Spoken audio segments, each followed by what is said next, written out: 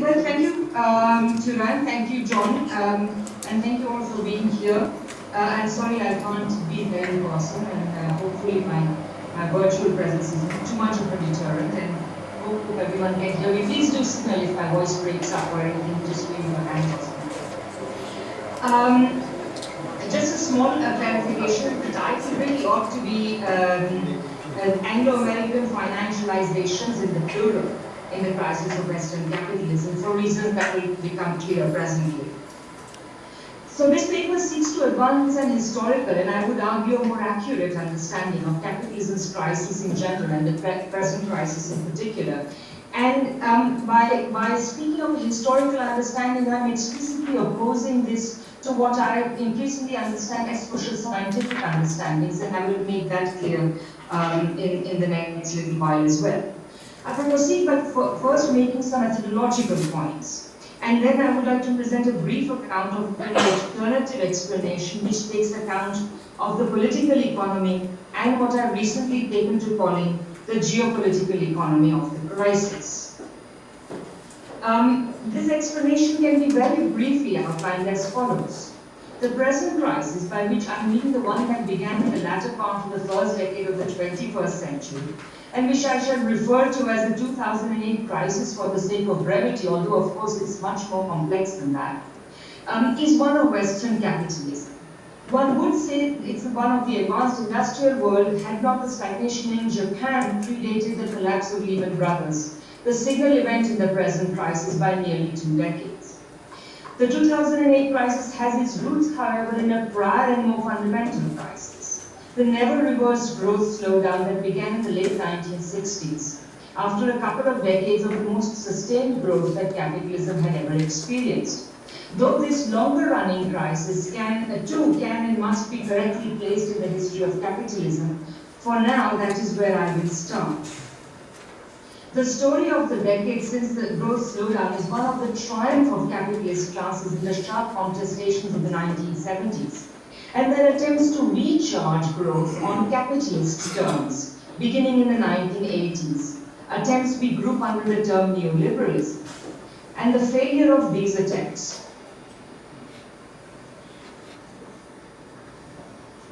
But first, I would like to go into my methodological points, and then to a fuller outline of this alternative understanding of the crisis. So the first methodological point I would make is really about the overall understanding of capitalism, with which I feel too many Marxists and Marxist economists seem to be operating. And I feel that it's not really a Marxist understanding so much as a Schumpeterian understanding of capitalism. The loss of totality, that is to say a holistic view of society in favor of the compartmentalization of various social scientific disciplines, is not the biggest loss inflicted in the transition of the Western intellectual tradition from classical political economy to the social scientific division of labor that grew up around the emergence of neoclassical economics and that was sanctified by Weber. The division into disciplines is regularly overstayed because it's always been an artificial one, and these days, of course, we are especially look up to interdisciplinarity and multidisciplinarity and so on. A far greater loss, magnified by the fact that we are generally unaware of it, is the loss of the historical view. In the social sciences, everything happens in the simple present tense. Parties do this, governments do that, inflation does this, unemployment does that, as though nothing ever changes. But as we know, the same party changes over time. No two inflations are the same. Humankind makes its history, and it's not so dumb as to learn nothing from the past. A second loss is indicated if we consider the proposition that Marxist economics is an oxymoron. Since the late 19th century, Marxists who were trained as economists first and came to Marxism later have been trying to fit Marx and Engels' critique of political economy into the antithetical framework of neoclassical economics, which emerged after Marx and Engels' critique of political economy transformed it from an instrument of bourgeois legitimation into one of working class socialist emancipation. Neoclassical economics came to be founded on the twin Ricardian fictions of Say's law and comparative advantage, which between them sanctified and justified free markets and free trade. Only an acceptance of these permits a conception of capitalism as a purely economic system, without inherent contradictions or crises, and therefore in no need of state action, whether domestic or international, and the latter includes imperialism, to manage them. Moreover, neoclassical economics' rejection of value in favor of the theory of supply and demand determining prices leads most Marxist economists to question the validity and relevance of Marxist value theory, saying that it suffers from an alleged transformation problem. And this majority of Marxist economists this majority of Marxist economists are usually taken at their word by the in political and social studies, and are mortally afraid of sounding economically deterministic. The result is the replacement of Marx's conception of capitalism with the Schumpeterian one.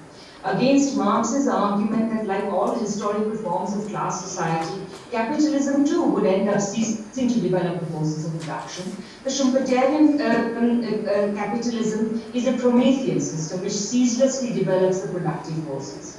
Schumpeter's phrase creative destruction is quoted ad nauseum.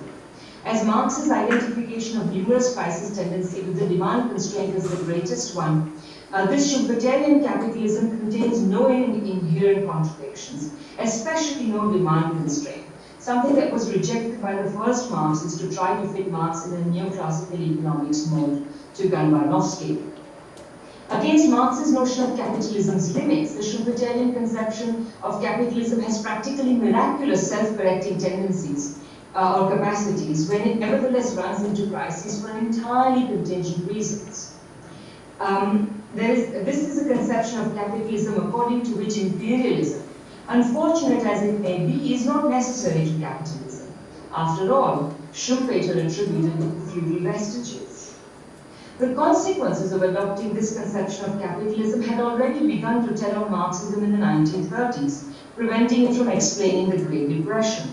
Today, it is left to non-Marxists and even bourgeois economists to make elementary but important observations, such as that the severity of the Great Recession, as they are wont to term the present crisis, is less than that of the Great Depression, primarily due to the automatic stabilizers built into the system, thanks to state action emerging from the lessons learned, however distortedly, of the Great Depression. So one of the overall points I make is that there is no such thing as pure capitalism, which is why I often use the term actually existing capitalisms. In fact, there is actually a quotation that I think Mandel makes from Engels, when he was asked whether there was such a thing as pure capitalism. Not only did he say that there wasn't one, he said we would never be, that is, the working classes would never let it come to that. And as we know, there is a diversity of national capitalisms due to inherited social and political structures, as well as modern regulations such as the welfare state and so on, and a combination of trans and state action. And all of these distinct national capitalisms need to be incorporated into an overall view of what I would call a larger geopolitical economy of capitalism. Naturally, this raises the question, how does one define capitalism? And I would like to suggest that it is best to define it as a society and a state in which capitalists have controlled state power, as well as the overall pattern of economic development by their decisions. So I want to now move on to my next methodological point, which is about crises. I find that a lot of discussion that we tend to have as Marxists about crises are very unproductive. Because either you, under the Schumpeterian view, there are basically no crises. I even remember a comrade saying to me that capitalism suffers from no economic crisis, only political crisis. Or you have a small number of people who say there is only one crisis, and that crisis is that of the tendency of the rate rock, which will fall. And certainly the vast majority of people reject the idea that the paucity of consumption demand can lead to crises.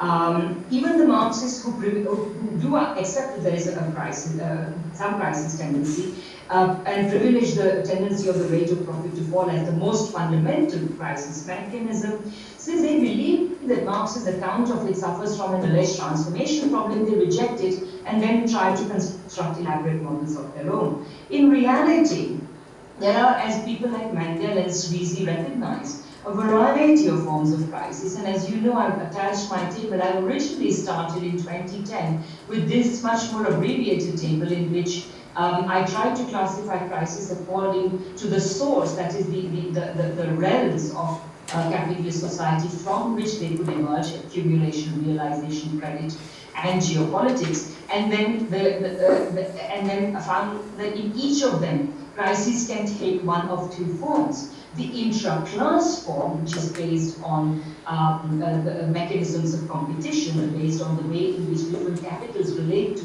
each other, which is primarily through competition, and an inter-class form, which have to do with class struggles.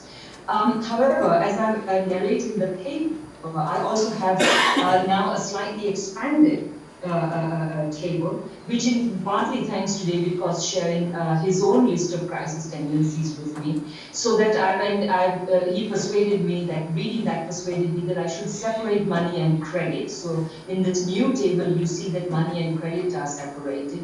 And then on further reflection, I thought that I should also add political crises as opposed to geopolitical crises. And so we now have these, 6 different realms from which crises can emerge, and in each case they can take at one of two forms. So introduction, of course, competition-related crises is an example of it is the tendency of rate of profit to fall, whereas the class struggle type of crisis is profit squeeze. And then in realization, there's disproportionality and overproduction/underconsumption. As far as money is concerned, overcompetition left to itself would typically lead to deflation, as many writers on money are so clearly aware.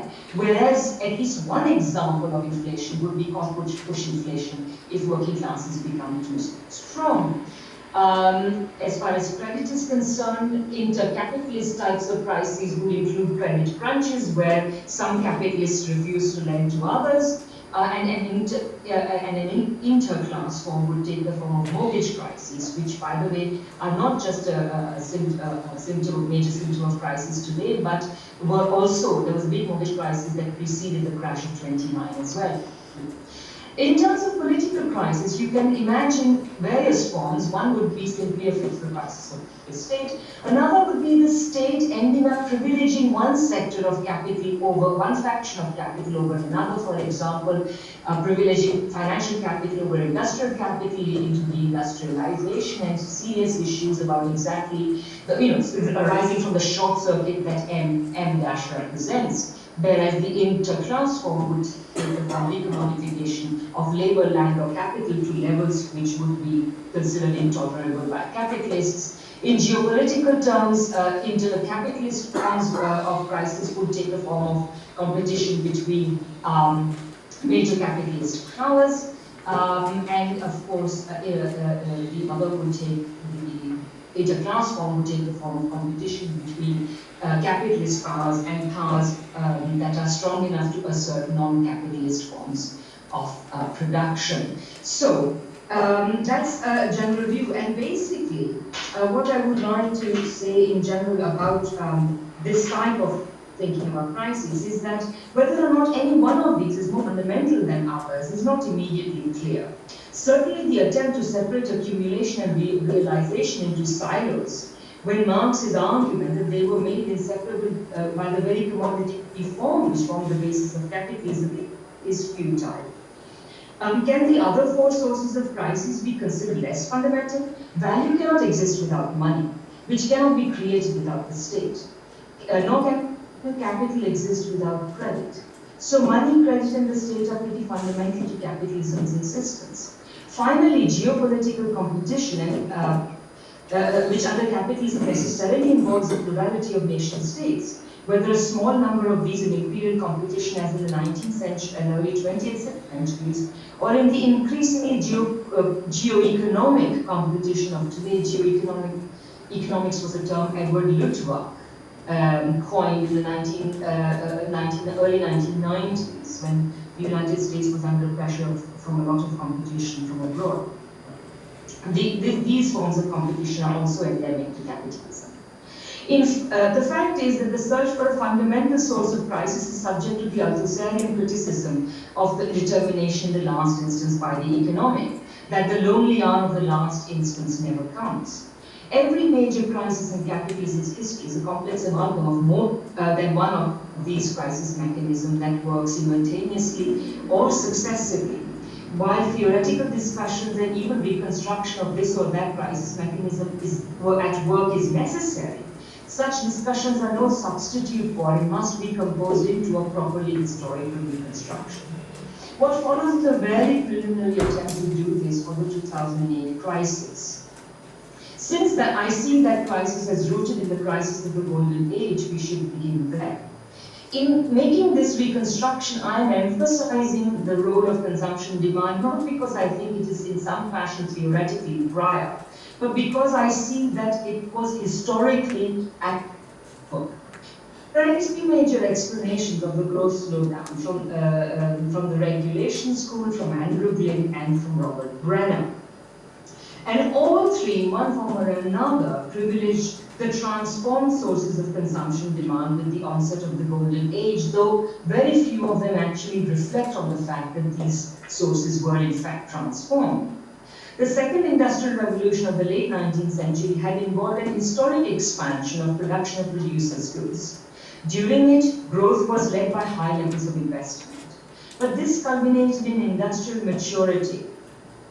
And the growth now became more reliant on the expansion of consumption demand and public investment. And here I'm relying in particular on a short work by Alan Nasser and a longer work which we are editing as part of our Future World Capitalism series about industrial maturity in US capitalism, historically speaking.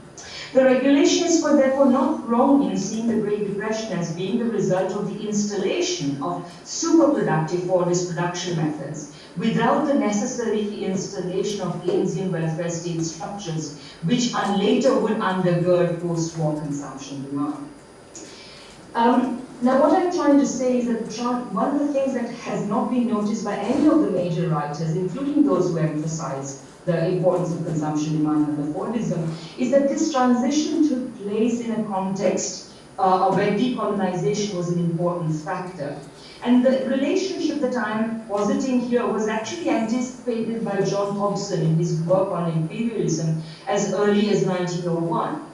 In one passage he says, after saying that the root of imperialism lies in the fact that there are not enough outlets for goods or for investment in the capitalist countries, he said, if the consuming public in this country raises its standard of consumption to keep pace with every rise of productive powers, then there could not be excess goods or capital clamorous to use imperialism in order to find markets. Foreign trade would indeed exist, but there would be no difficulty in exchanging a small surplus of our manufactures for the food and raw materials we annually absorb. And all the savings we made could find employment if we chose in home industries. Apart from his implication that this would somehow solve the problem of the contradiction of paucity of demand, which is, I would rather go with Marx and say that this kind of action would simply put it at another level. But I think there is an important anticipation here of what will come later. This was among the major factors in determining both the pace and pattern of post-war growth in Western countries, which can be seen in some British figures. The importance of the agricultural countries, effectively the non-settler colonies, to Britain as markets. Already almost 60% of exports at the height of her industrial supremacy grew as that supremacy declined, going up to about 3/4 in 1913. Decolonization coincided with the Fordist age of mass consumption precisely because it coincided with a one-time increase in the share of wages and salaries in national income in the advanced industrial, formerly imperial countries as they lost colonial markets. It had remained less than 50% to 1914 and rose to about 70% in the post-war period. While the US had no colonies, expansion, immigration, informal colonialism, and the wars compensated for this lack. Both the world wars and the great demand for US goods they created were boom periods for US growth in GDP as well as exports. The US economy had entered a depression out of which the outbreak of the First World War pulled it. The US economy would also double in size between 1939 and 1945, something which would not happen again for 22 years, years which included the so-called golden age of capitalism. Lacking colonial markets of any size partly at least explained the greater development of consumer credit in the United States, which played a key role in the roaring 20s. That the stock market crash of 1929 was preceded by a mortgage and credit crisis. Available US figures indicate that the share of wages in net domestic income rose from 55% in 1929 to a peak of 67% in 1970, and another slightly higher peak in 1980 before falling. All major advanced economies expanded during the golden age of the production of consumer goods and through a historically unprecedented expansion of working class consumption. The regulation school's explanation, attributing it to Fordism's failure to yield further productivity increases, is tied to consumption demand, in that this restricted capitalism's capacity to expand consumption without affecting profits. And Ruglin's explanation, attributing it to rising wages eating into profits, is also tied to consumption demand in the sense that the attempt to deal with the demand problem by expanding workers' consumption can and often does affect profits adversely. And Robert Brenner's attribution of it to a reformulation of the tendency of the rate of profit to fall in the form of international competition over markets, which leads to overcapacity and overproduction unrelieved by any slaughter of capital values, judges overcapacity and overproduction in relation to existing levels of demand. Each of these explanations plays, I believe, a role in the actual historical unfolding of the crisis of the Golden Age. By the 1960s, late 1960s, things seemed to come together. The failure of Fordist productivity to continue rising, the consequent tendency of strongly unionized forces whose expanded consumption also added to their assertiveness to push wages to a point where they began threatening profits, and the saturation of existing markets in which the West European and Japanese recoveries led to overcapacity and overproduction. Matters were certainly not helped by the increase in prices of primary commodities, preeminently oil. The contestation of the 1970s between classes as well as nations ended in the triumph of a new post-conservative neoliberal right. And the decades that followed, this post-conservative neoliberal right attempted to resolve the crisis of capitalism on capitalist terms. I think this is a very important thing that we must remember. The road not taken was that of expanding working class consumption further, as well as expanding production and consumption in third world economies as suggested by the Brown report. This was quite a big part of the discussion at the time. Though many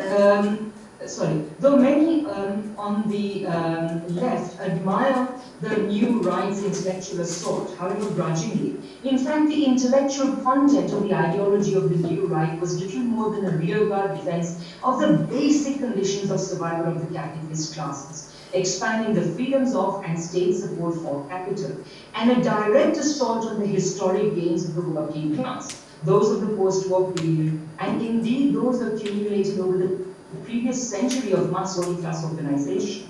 What the new right did not have, however, was a specific strategy to revive growth, other that is than free markets and free trade, which historically had never guaranteed growth. Perhaps none could be had on capitalist terms, and I think this is a very important point that we ought to be making at this point. Neoliberal measures severely restricted the growth in working class demand, while demand among the better off expanded, and was aided by the expansion of consumer credit. And here it's very important to note that while many focus on the subprime aspects of the recent credit bubble, the proportion of subprime credit to total credit was, I believe, quite small. These two avenues did not resolve the problem of overcapacity and overproduction that has been a major factor in the slowdown. In these circumstances, growth in the advanced industrial world has three characteristics. First, it has remained lower on average than that of the Golden Age. Secondly, it usually represented a zero-sum game between the major centers of capitalist accumulation, with growth flowing to the area of these low exchange rates in a sort of hydraulic mechanism, as Brenner puts it. Brenner attributed this quality of post-1980s growth to the persistence, even exacerbation of overcapacity and overproduction, thanks to the manner in which firms and states reacted to the problem, and the fact that they prevented or refused a slaughter of capital values. This explanation raises an interesting question. Barring the 25% contraction Mrs. Thatcher imposed on British manufacturing in the early 1980s, when was the last time an advanced industrial country permitted such a slaughter of capital values, provided it was within its power to prevent it? So, for instance, can the scale of the destruction of capital in the United States during the Great Depression not be attributed to the limited development of the regulatory structures of the US state? It's just given a geopolitical economy of capitalism. Surely, just as firms are loath to lose capacity, something that can only benefit their competitors, so are nationally organized blocks of capital. Certainly, this is how Brenner explains the persistence of a long downturn. Thirdly, while the assault on wages, deregulation, and massive privatization and other favorable conditions for accumulation created by neoliberal states contributed to growth and capital accumulation, these contributions remained modest and decreased. I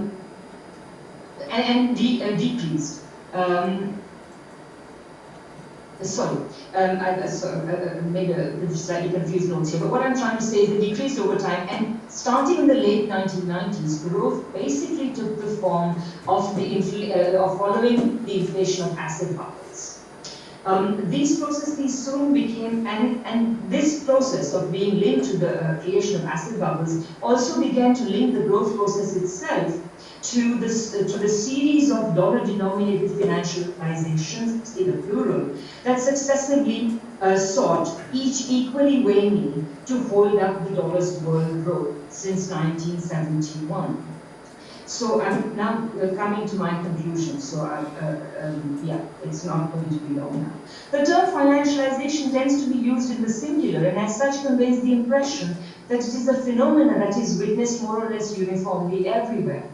In reality, there are historically and geographically discrete financializations. These discrete dollar-denominated financializations on which the dollar's international growth has come to depend. The biggest of these can be easily enumerated. The vast increase in national and international bank loans in the 1970s, which culminated in the international debt crisis of the 1980s. Japanese holdings of dollar-denominated securities in the 1980s in return for access to US markets, which began the long process of deindustrialization of the US, as Ross Perot knew so well. The stock market boom, which culminated in the 1980s, the stock fueled of big emerging markets in the 1990s after US success in getting them to lift capital controls, culminating the East Asian financial crisis. The centripetal flow of funds into the US after that fueled the stock market bubble of the late 1990s and burst in 2000, and finally the even more gigantic house price and credit bubbles of the 2000s, which burst in 2008. Simply how the various national financializations are connected to the larger dollar-denominated financializations should be investigated, but there will always be a different story. But one thing is clear: financial and economic crises were neither global nor were they imperial. Were neither global in the sense of affecting all countries in a comparable fashion, nor were they hegemonic or imperial, being transmitted from the US along schemes of domination and dependence to the rest of the world and magnified there. Originating in the US, the effects of the twin crises manifested a distinctive geographical pattern. They inflicted most pain on Europe, whose financial institutions were significantly invested in the assets of the US housing bubble in the 2000s. The question of exactly how the launching of the euro came to be connected up with the subprime asset bubble would also bear further investigation. These financial strains the problems of the euro and led to independent financial and economic crisis in the eurozone 2 years later. Given that finance was practically universally regarded as the most globalized sector of the and as well as the key apparatus of US hegemony and empire, this geographical confinement of the financial crisis was noteworthy. The Great Recession also afflicted mainly the US and the UK. Europe's growth slowed under the burden of austerity policies once the debt crisis erupted in the eurozone. Japan continued on a singular low growth track that it had shunted onto in the 1990s. And except for the effects of a short, sharp fall in world trade in late 2008, the emerging economies continued to post higher growth rates, for which they had been hailed since the turn of the century. While these growth rates have since slowed, most remain considerably higher than that of the advanced industrial countries. So in conclusion, the argument that Western capitalism arrived at industrial maturity in the early 19th century and could enjoy a golden age of growth thanks only to the state-organized expansion of working-class consumption has critical implications for our understanding of the crisis in the 70s as well as of 2008. The golden age of expansion lasted as long as productivity increases could permit wages to rise without adversely affecting profits. And as soon as that limit was reached, further expansion of working class consumption proved intolerable to capitalism. During the ensuing 3 decades, the most ferocious attempts, which included some of the most volatile and destructive strategies to reverse the resulting slowdown, proved futile. In the wake of the most recent crisis, attempt to revive growth on capitalist terms, that is, in a way that leaves the reins of the economy, and above all, the investment prerogative, in the hands of Western capitalists, must rely on manipulating monetary policy alone.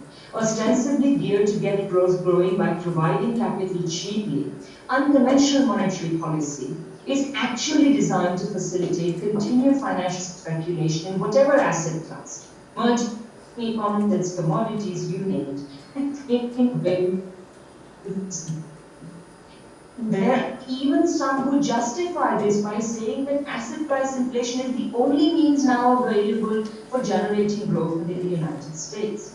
The elaborate pretense and discourse about how growth is just around the next unconventional monetary policy corner, and how the latter is geared to levels of unemployment merely serves to dissimulate the reality that only massive fiscal stimulus, only fiscal stimulus of a size and scale guaranteed not only to take the reins of the economy out of the hands of capitalists, but make it blindingly clear that they have been so taken, can revive any sort of sustainable growth in the Western world. And it would have to take a form and a pattern which can only empower working people. Further, because only the fulfillment of their needs can be the goals of such a stimulus. Truly, in the US, at least, capitalism is at the point where it has become pertinent to ask, as Marx and Engels did in 1848, whether the ring is more blue.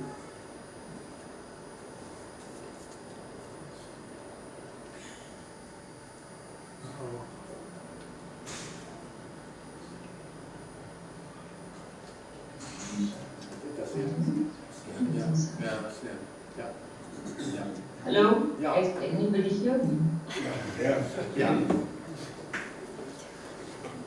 We lost you at the very end.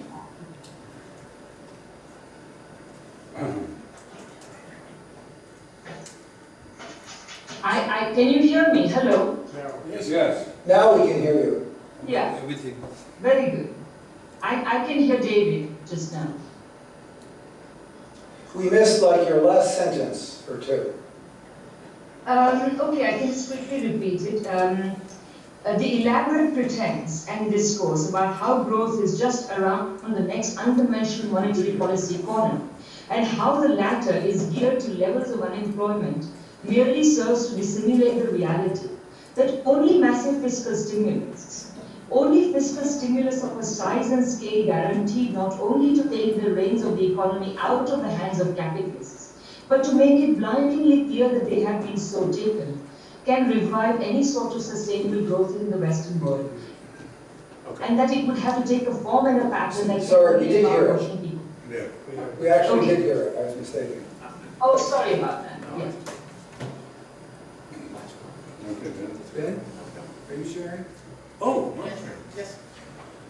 Okay, open for discussion. Can I have an indication of who wants to speak? Going usually clockwise. Identify yourself, perhaps. David Kotz.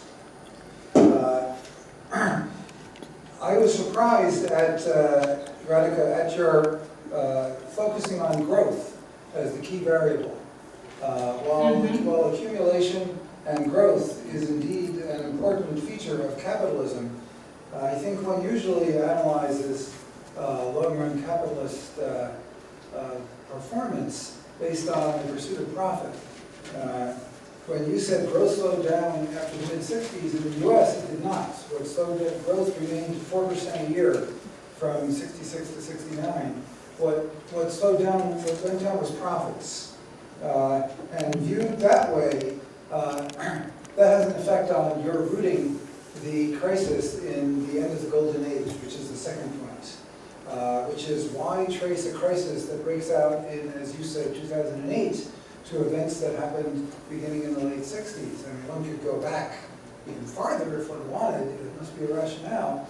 If the focus is on profits rather than growth, well, the focus is on growth, then it's true that growth never resumed in the neoliberal era at the same rate as it did in the regulated capitalist era. But profits did recover in the neoliberal era. So it would seem that if one focuses on profit, then an explanation, an account of the 08 crisis should be rooted in that several decades long neoliberal era, rather than some kind of 30-year long attempt to restore a growth rate, which I don't think is the aim of capital. And I guess finally, I don't think the working class needs a resumption of growth. I think they need a different model which will not be dependent on continuing increase in production of commodities, which I don't think the working class requires. Yeah. Okay. Well, first of all, I would like to say that I think that certainly you're right that I'm focusing on growth rather than profits, but I think that, and there are various, a variety of ways of measuring profit, and I'm not really, that's not my focus really. What I'm trying to say is that profitability was also affected, and that in its most robust periods, when capitalism seemed to be the most acceptable version, was a period in which profits came together. I would also tell you an argument that it was restored after crisis. Whether we did, I think you're also quite right that there is. I'm trying to talk on the one hand about the US as well as on the other hand about Western countries in general. So between these different countries, there will be slightly different datings as to when growth slows down, when profitability slows down, etc. But the overall point is that both growth and profitability faced a crisis in the late 1960s, and actually profitability, contrary to what people argue, was never being restored in the same fashion because, in fact, as I was trying to say in my brief intervention when Alan gave his talk, I think that if you look at what has happened in the recent financial, basically the general argument tends to be that financialization has tended to restore the profit rate. But in reality, if you look at what has happened to in financialization, particularly in the US, and I'm here speaking particularly of the 2000s, what you get is over-competition on the part of various holders of what everybody is seeking, so the things get paid. All right. And so part of the reason why you got such a big asset price bubble, such a big credit bubble, is because the speculation was getting more and more ferocious in the search for ever thinner profit margins. So I don't agree. I think that, one of the other things that I actually did not manage to say is that when people focus on the profit rate, I always find it very peculiar, and maybe, my reading is not as wide as it should be, but I always find it very peculiar that I can never really detect what they mean, what exactly is the relationship they are proposing between the profit rate and investment. I know one person has argued that if there are more profits, there will be more investment. This is completely odd, because in any country with a reasonably developed credit system, there is no need to, have more profits and more investment. Other people, whereas, I think if the fact that capitalists invest in response to expectations rather than existing levels of profit is somehow completely lost here. Anna? Yeah. Radhika, thank you for that sort of bringing up the general nature of these discussions and particularly their international implications. I actually heard you say something different than what you just said, and I like the first one better, so let me just say what I mean by that. I heard you say the golden age lasted as long as the wage increases did not adversely affect the profit rate, and I had made that argument earlier here, so with some data. And here I think the key point is that's very important, because the fact that it did at some point affect the profit rate was one of the reasons that the welfare state regime and Keynesian theory came to an end, because they were interfering. But there's another dimension to that, which is that profitability, in my opinion, and also in both Keynes and Marx, is driven, the profitability that drives accumulation is the expectation of profit over the interest rate. And of course, expectations are not up in the air, they have to be related to the reality. So the actual profit rate is definitely involved in the story.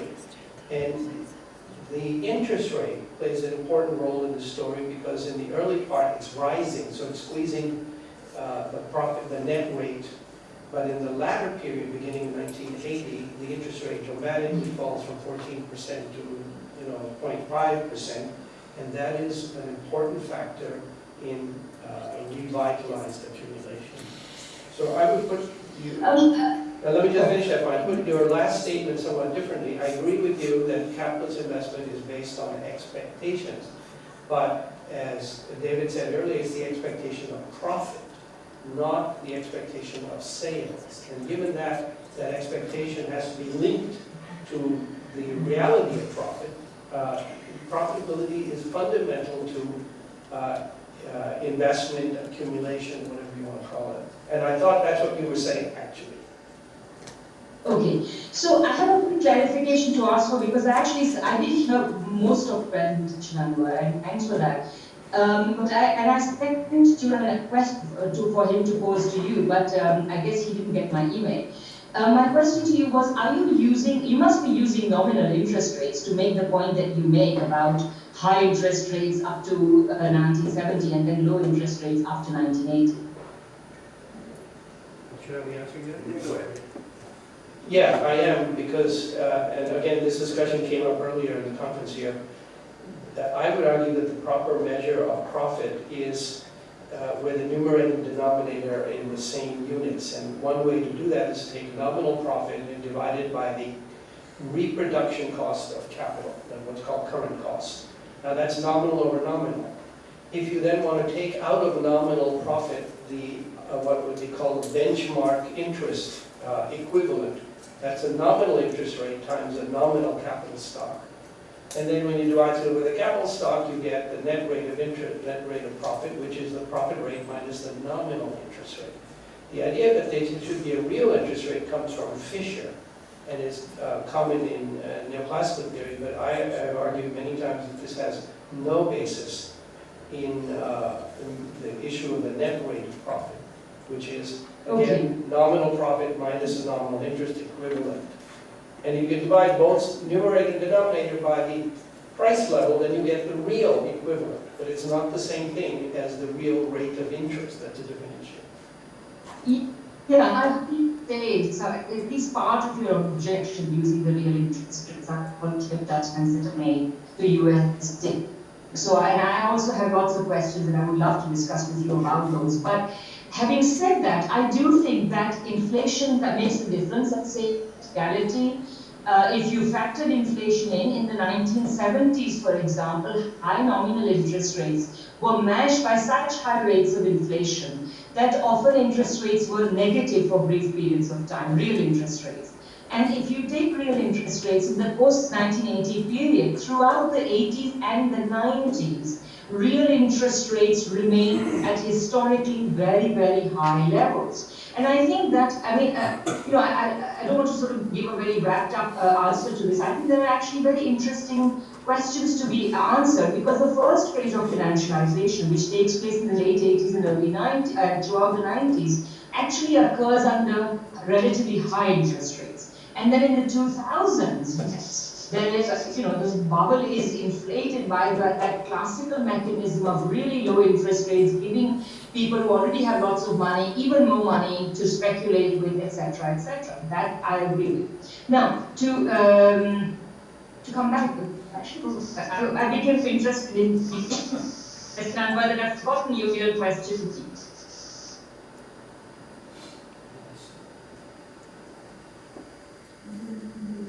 No, he's here in the time.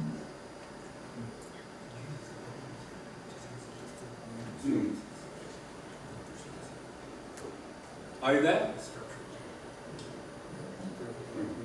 Any other? Yes? Did you finish? Yes. If you could just repeat your question, that would be great. Anwar? I'm sorry. Repeat your questions. Mike? I actually, the question was that you seem to switch from one profit rate explanation to another. And I don't think you need to, so perhaps that's not a question, but that you had an argument which I think is right, that the limit to the golden age was its impact on profitability. And from there, we don't need much else, though there are other issues. We don't need much else to talk about the limit itself. Yeah, I think there are many issues with my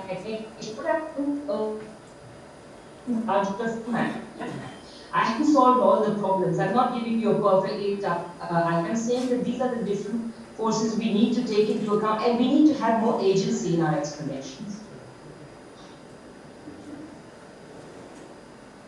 Anyone else? Johnny? No, it's okay. Any further questions? Yes, go ahead. Sadat? Hi, Radhika, this is Sadat.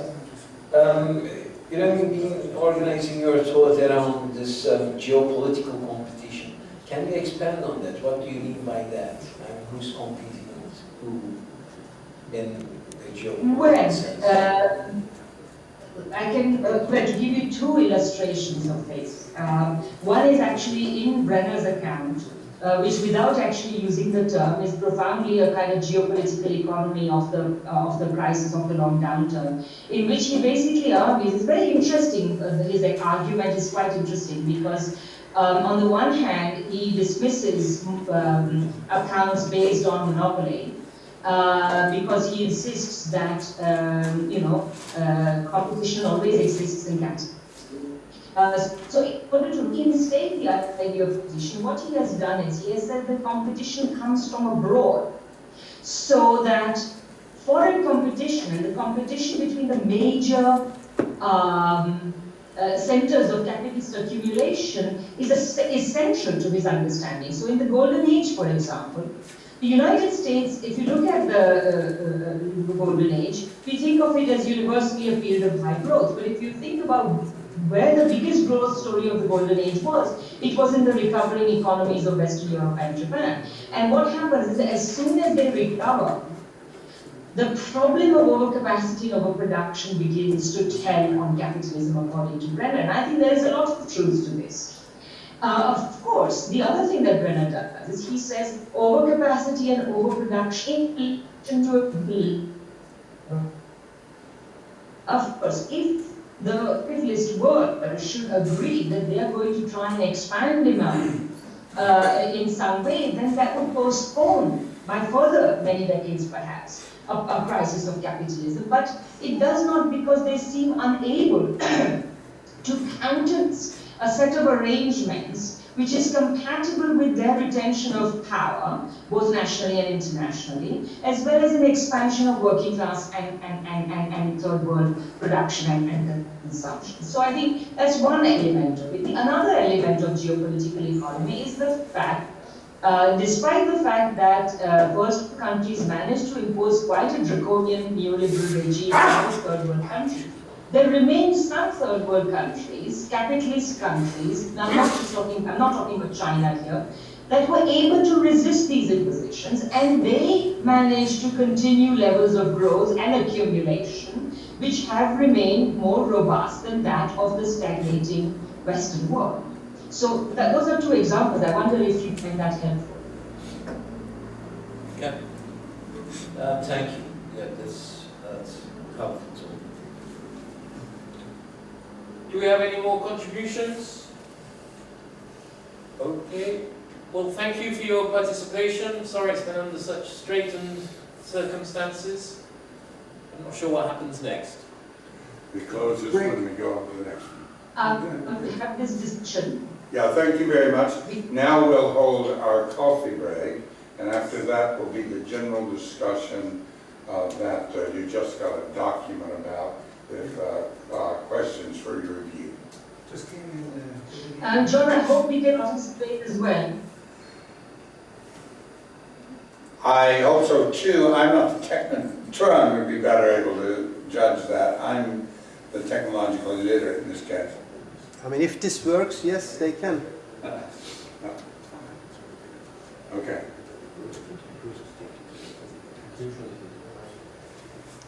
Are you going to put up these questions? It might be... Yeah.